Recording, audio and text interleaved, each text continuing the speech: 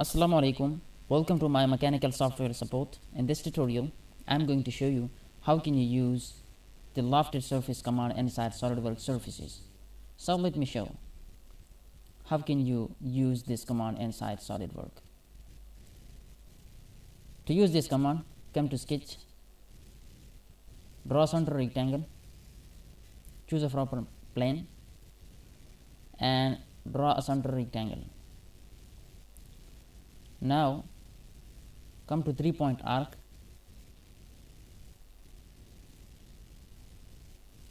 select both of the corner points and drag it here. Again click here, come here and draw another arc of such kind. Now come to smart dimension. In this case I will keep it 300, this one also 300,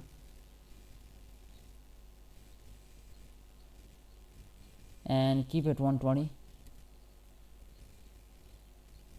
this one also 120. Now come to trim entities and trim these portions and say OK. Again exact sketch. Now come to features and create a new plane. Here it asks me the first reference. I will choose the front plane is my first reference.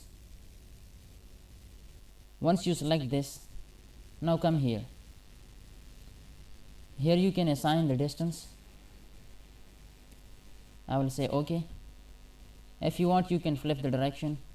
Here how many planes you need, you can just assign the number.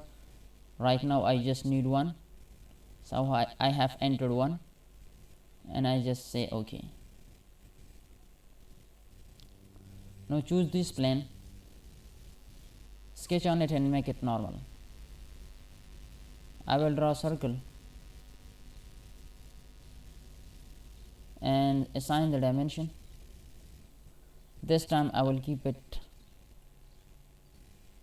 80 and say OK. Now exact sketch. Now I will hide this plane, hide it. Now come to surfaces and select lofted surface. Actually what we are doing in lofted surfaces, we are connecting to different profiles made on different planes. So let me show how. I will choose my first profile, this one, and my second profile, this one. See how they are connected together. And if you want, you can just drag this point. Okay, you can just drag this point and just look at the profile, how it gets changed. So this is what actually you can use the lofted surface command inside SolidWorks and say OK.